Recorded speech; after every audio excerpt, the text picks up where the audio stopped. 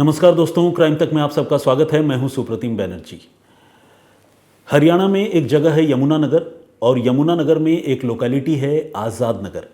इसी आज़ाद नगर के गली नंबर 2 में 23 जून रविवार के रोज़ एक बड़ी घटना होती है। एक घर में एकाएक 2 लोगों का कत्ल कर दिया जाता है। इसमें 45 साल की एक महिला है जिनका नाम था मीना, और उनका 23 साल का बेटा राहुल। इन 2 लोगों की हत्या हो जाती है। इस परिवार में कुल 3 लोग हैं, यानी मीना की एक बेटी भी है जिसका नाम है काजल।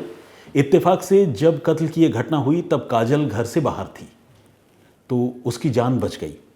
घर में जब काजल लौटी तो उसने पहली बार अपने भाई की लाश देखी जो घर के ड्राइंग रूम में पड़ी हुई थी।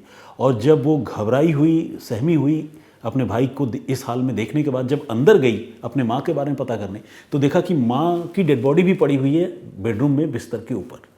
ये देखकर काजल जो है वो बहुत परेशान हो गई। वो सबसे पहले घर से बाहर आई, चीख चिल्लाकर पड़ोसियों को उसने बुलाया, और उसके बाद उसने 112 नंबर पर कॉल करके पुलिस को इसके बारे में जानकारी दी। घर का सारा सामान बिखरा हुआ था। काजल घर में थी नहीं, दरवाजे खुले हुए थे और 2 लाशें पड़ी हुई थी। ये सब कुछ देखकर ये लग रहा था कि ये मामला लूटपाट के लिए किए गए कत्ल का हो सकता है, क्योंकि जिस तरह से घर की चीज़ें बिखरी हुई थी वैसा आमतौर पर लूटपाट और डकैती के मामलों में होता है। तो पुलिस जब मौके पर पहुंची तो पुलिस को भी शुरुआत में यही लगा, और पुलिस ये सोच में पड़ गई कि भाई दिन दहाड़े वो कौन से लुटेरे या रॉबर्स थे जिन्होंने घर में घुसकर इस घटना को अंजाम दिया। काजल से जब पुलिस ने इस घटना के बारे में पूछताछ की तो काजल ने ये बताया कि वो अब से कुछ देर पहले ब्यूटी पार्लर गई थी, और उसकी माँ का उसके पास फ़ोन आया था। माँ ने कहा था कि बेटी आते हुए 2 जूस के पैकेट लेकर आना। तो मैं जूस के पैकेट भी लेकर आई हूँ, लेकिन अब आने के बाद मैंने देखा कि यहाँ भाई की भी हत्या हो गई और माँ की भी हत्या हो गई। पुलिस ने देखा कि वाकई काजल जो है वो 2 जूस के पैकेट लेकर आई थी। वो जूस के पैकेट घर में रखे हुए थे। तो ये सारी चीज़ें इंडिकेट कर रही थी कि काजल जो है वो बिल्कुल सही बात पुलिस को बता रही है। लेकिन जब पुलिस ने जांच शुरू की तो पुलिस की निगाहें 2 चीज़ों पर सबसे पहले गई। एक तो इस चीज़ पर गई कि पुलिस ने देखा कि घर के सामान तो ज़रूर बिखरे हुए हैं, लेकिन इन सामानों में वो चीज़ें शामिल नहीं हैं जो आम तौर पर लूटपाट या डकैती के मौक़ों पर होते हैं। यानी लॉकर का तोड़ा जाना, उससे कीमती चीज़ों का गायब होना, और दूसरे लॉकर के आसपास की जो चीज़ें होती हैं, अलमारी की चीज़ें होती हैं, उनका बिखरा हुआ होना, या ट्रंक या बेड बॉक्स के अंदर से चीज़ें गायब होना या बिखरा होना। इस तरह की चीज़ें जो है वो कम बिखरी हुई थी, बल्कि कपड़े बिखरे हुए ज़्यादा लग रहे थे। घर की कुर्सी पलटी हुई थी, कुछ बर्तन बिखरे हुए थे। आमतौर पर लूटपाट के मामलों में ये चीज़ें बहुत ज़्यादा बिखरी हुई नहीं होती हैं, क्योंकि ये वो जगहें हैं जहाँ कोई वैल्यूएबल्स यानी कीमती चीज़ें नहीं होती। तो लुटेरे इन चीज़ों को क्यों बिखेरेंगे? लुटेरे आमतौर पर अलमारी को ही टारगेट करते हैं, बेड बॉक्स को या ट्रंक को टारगेट करते हैं जहाँ पर ज्वेलरी या कैश रखा हुआ होता है। तो ये एक बात पुलिस को थोड़ा सीन ऑफ क्राइम को देखने के बाद, गौर से देखने के बाद पुलिस को थोड़ा अजीब सा लग रहा था। फिर पुलिस ने ये भी देखा कि घर में तो सीसीटीवी कैमरा लगा है। पुलिस को लगा कि अब तो केस सुलझ ही जाएगा। पुलिस ने काजल से कहा कि इसका सीसीटीवी फुटेज दिखाओ। काजल ने जब सीसीटीवी फुटेज दिखाने की शुरुआत की तो काजल ने ही इस बात का खुलासा किया कि अरे कैमरे का तो स्विच ऑफ है। अब पुलिस ने कहा कि ठीक है, ये दिखाओ कब स्विच ऑफ हुआ और कब से ये कैमरा कहाँ तक का रिकॉर्डिंग है। तो जब पुलिस ने वो चेक किया तो देखा कि कैमरा जो है उसी रोज़ रविवार की सुबह को स्विच ऑफ हुआ था जिस दिन ये घटना हुई थी। अब ये अपने आप में एक हैरानी वाली बात थी, क्योंकि घर में लगे सीसीटीवी कैमरे को कोई घर का आदमी ही स्विच ऑफ कर सकता है। डकैत जो लूटपाट करने के लिए आएंगे वो पहले आकर कैमरा स्विच ऑफ करेंगे और उसके बाद फिर लूटपाट करने आएंगे, ऐसा तो हो नहीं सकता। तो कैमरे का स्विच ऑफ होना और घर में मामूली चीज़ों का बिखरा हुआ होना, ये इस बात की तरफ इशारा कर रहा था कि इस डबल मर्डर के पीछे घर के किसी आदमी का हाथ हो सकता है। लेकिन वो आदमी कौन है, ये अपने आप में एक बड़ा सवाल था। काजल से पुलिस अभी पूछताछ कर ही रही थी। इसके अलावा पुलिस दूसरे सोर्सेज से, काजल के रिश्तेदारों से भी बातचीत कर रही थी। तो काजल के बारे में कई बातें पुलिस को पता भी चली। पुलिस को ये पता चला कि काजल एक ऐसी लड़की है जो लड़की कम और लड़का ज़्यादा है, यानी वो एक समलैंगिक लड़की है। इसके बारे में घर के रिश्तेदारों ने पुलिस को जानकारी दी, उस बात को पुलिस को कंफर्म किया, और ये भी बताया कि काजल अपने परिवार के साथ यानी अपने भाई और माँ के साथ रहती तो ज़रूर थी, लेकिन वो ऊपर के फ्लोर में अपने कमरे में अकेली रहती थी और माँ और भाई नीचे के कमरे में रहते थे, नीचे के मकान के हिस्से में रहते थे। इसके अलावा काजल ने इंस्टाग्राम पर एक प्रोफाइल भी बना रखी है नवाब के नाम से, और नवाब जो है एक मेल नेम है, आप समझ सकते हैं। और उसने अपने हाथ में नवाब के नाम से टैटू भी बना रखा था। और इस इंस्टाग्राम प्रोफाइल में और सोशल मीडिया में उसकी जितनी तस्वीरें, जितने वीडियोज़ हैं, वो सब जेंट्स के अटायर में हैं, यानी किसी लड़के के या मर्द के अटायर में हैं। तो कहने का मतलब ये कि काजल ऐसे थी तो लड़की, लेकिन रहती थी लड़कों की तरह। और काजल के घर वालों का ये कहना था कि काजल बेसिकली एक समलैंगिक लड़की है। तो ये काजल की व्यक्तित्व का, काजल की शख्सियत का एक हिस्सा था। लेकिन देखा जाए तो इसका इस दोहरे कत्ल से सीधे तौर पर क्या रिश्ता था, ये एक बड़ा सवाल था। इसको इस्टेब्लिश करना भी पुलिस के सामने एक चुनौती थी। इस बीच पुलिस ने उन दोनों डेड बॉडीज़ को रिकवर भी किया और उसे पोस्टमार्टम के लिए भिजवाया। और पोस्टमार्टम के लिए जब पुलिस ने भिजवाया तो पुलिस को पहले तो शक सीसीटीवी फुटेज के ऑफ होने और घर में मामूली चीज़ों के बिखरे होने से पुलिस को हो ही रहा था। लेकिन जब पोस्टमार्टम के लिए लाशें भिजवाई गई तो वहाँ फॉरेंसिक के एक्सपर्ट्स ने एक और खुलासा कर दिया। उन्होंने ये बताया कि ये दोनों लाशें जो है, इन्हें देखकर ये लग रहा है कि ये हत्या जो है दोनों की तकरीबन 7 से 8 घंटे पहले हुई है। अब ये अपने आप में एक अजीब बात थी, क्योंकि काजल तो बता रही थी कि वो थोड़ी देर पहले ही ब्यूटी पार्लर गई थी और आते हुए माँ ने कहा कि जूस के पैकेट्स लेकर आना, और वो जूस लेकर आई है। तो अगर माँ ने काजल को बमुश्किल 1-1.25 घंटे या 1.5 घंटे पहले फ़ोन कर किया था और जूस लाने के लिए कहा था, तो माँ की हत्या 7 घंटे पहले कैसे हो गई, भाई की हत्या 7 घंटे पहले कैसे हो गई, ये एक बड़ा सवाल था। और इससे ये लग रहा था कि शायद काजल झूठ बोल रही है।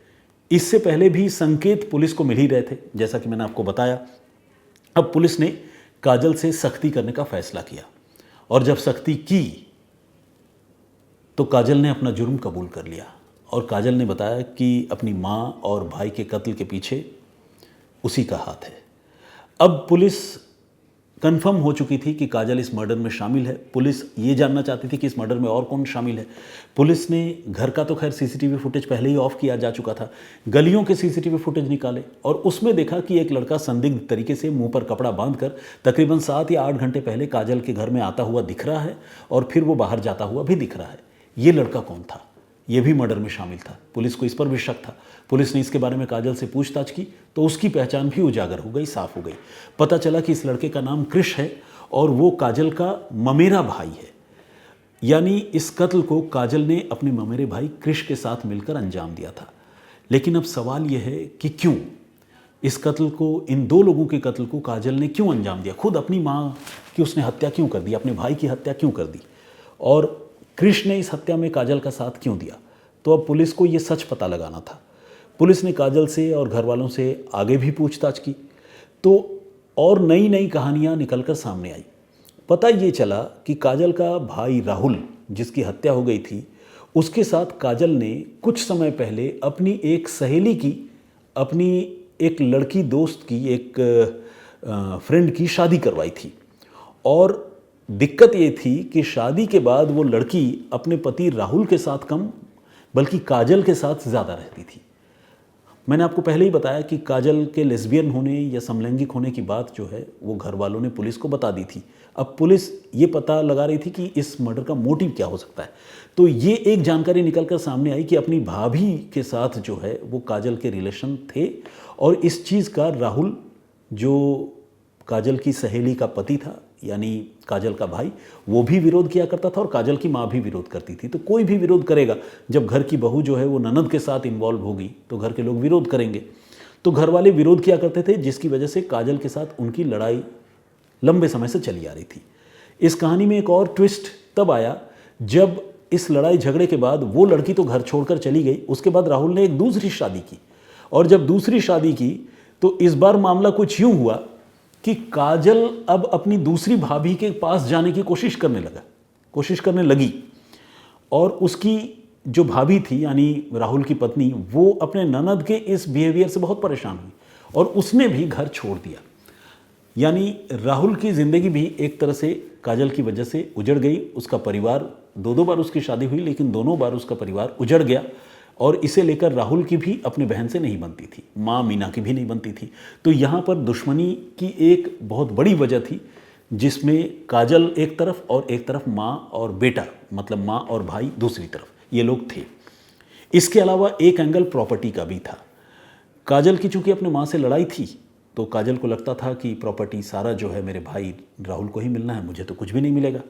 उधर कृष जो है वो भी इसी प्रॉपर्टी वाले डिस्प्यूट का मारा था। कृष की जो नानी है उसने काजल की माँ को, जो कि उसके नानी की बेटी है, काजल की माँ मीना, वो सारी प्रॉपर्टी का एक बड़ा हिस्सा कृष की नानी ने काजल की माँ मीना को दे रखा था। यानी मीना के पास अपना तो मकान था ही, अपनी माँ की तरफ से मिला हुआ प्रॉपर्टी का भी एक बड़ा हिस्सा था। उधर कृष को भी लगता था कि ये मीना जो मेरी बुआ है, ये मुझे प्रॉपर्टी में कुछ भी मुझे नहीं लगता है कि मिलेगा। तो कृष वहाँ अलग जल भून रहा था प्रॉपर्टी नहीं मिलने की दुख में, और इधर ये जो लड़की है काजल, इसे लगता था कि उसकी माँ इसे प्रॉपर्टी नहीं देगी। ऊपर से जो रिलेशनशिप ओरिएंटेड इशू था वो तो था ही, उसको लेकर लड़ाई झगड़ा था ही। इन्हीं दोनों वजहों से दोनों ने मिलकर इस मर्डर को प्लान किया था और उसे लूट का रूप देने की उन लोगों ने कोशिश की थी। पहले उन्होंने मीना की हत्या की। काजल ने मीना का पाँव पकड़ा और कृष ने केबल से मीना का गला घोंट दिया। इत्तेफाक से जब वो मीना की हत्या कर रहे थे तब राहुल काम से वापस घर आ गया, और जब घर आया तो राहुल ने अपनी माँ की हत्या होते हुए देख ली। लेकिन इससे पहले कि राहुल रिएक्ट करता, कुछ कर पाता, काजल ने और कृष ने मिलकर राहुल को भी काबू कर लिया, और काबू करने के बाद उन्होंने राहुल की हत्या ड्राइंग रूम में कर दी। इस तरह से थोड़ी ही देर के अंतराल में 2 हत्याएं कर दी, और इसके बाद वो क्राइम सीन को फैब्रिकेट करने में लग गए, लूटपाट का रूप देने की कोशिश की। कृष जो है कुछ सामान वामान लेकर भी भाग गया ताकि ये बता पाए कि घर से कुछ चीज़ें गायब है, लेकिन वो ये भूल गए थे कि उन्होंने घर का सीसीटीवी कैमरा तो स्विच ऑफ किया है, लेकिन गली के कैमरे तो स्विच ऑफ नहीं हो सकते। उसमें कृष की तस्वीर जो है वो नज़र आ गई, और इसके अलावा घर के सीसीटीवी कैमरे के स्विच ऑफ होने ने भी जो है पुलिस का शक बढ़ा दिया। उसके बाद जो रिश्तेदारों के बयान थे उससे बातें साफ हुई। काजल का अपनी माँ और भाई की मौत की समय को लेकर झूठ बोलना और पोस्टमार्टम में उस बात का खुलासा होना, उसने भी काजल पर शक गहरा कर दिया। और इस तरह से एक एक करके बहुत सारे सबूत काजल के खिलाफ मिले, और आखिरकार काजल और कृष दोनों को यमुनानगर की पुलिस ने गिरफ्तार कर लिया। तो यहाँ एक समलैंगिक बेटी ने प्रॉपर्टी और समलैंगिकता के आड़े आने की वजह से अपनी ही माँ और भाई की हत्या कर दी, लेकिन बहुत शातिर तरीके से कत्ल करने के बावजूद पुलिस के इन्वेस्टिगेशन में और सबूतों की वजह से आखिरकार वो बेटी और उसका ममेरा भाई वो दोनों पकड़े गए। तो ये थी आज की कहानी। आज की कहानी पर आप लोगों की सोच या आपकी राय क्या है, प्लीज़ हमें कमेंट करके ज़रूर बताइएगा। चूँकि एक रोज़ पहले एपिसोड नहीं आ सका था, तो जाहिर है आज कोई कमेंट या आप लोगों के नाम या बातचीत का जो हमारा सिलसिला है उसे मैं कंटिन्यू नहीं कर रहा हूँ। लेकिन आज की स्टोरी पर मैं आपसे गुजारिश करूँगा कि प्लीज़ अपनी राय ज़रूर दें, कमेंट भी करें। मैं कोशिश करूँगा कि अगले रोज़ जब भी मैं आप सबके सामने हाजिर हूँ तो उन कमेंट्स को और आप लोगों की जो भी बातें हैं उनको लेकर आप लोगों से डिस्कशन करूं, और हमारी और आपकी बातचीत का जो सिलसिला है उसे यूं ही आगे भी बरकरार रखूं। तो फिलहाल मुझे इजाज़त दीजिए, और मेरे साथ senior camera person Vinod Shikarpuri ji को भी इजाज़त दीजिए। हम फिर हाजिर होंगे किसी और वाक़ये, किसी और कहानी के साथ। जय हिंद, जय भारत।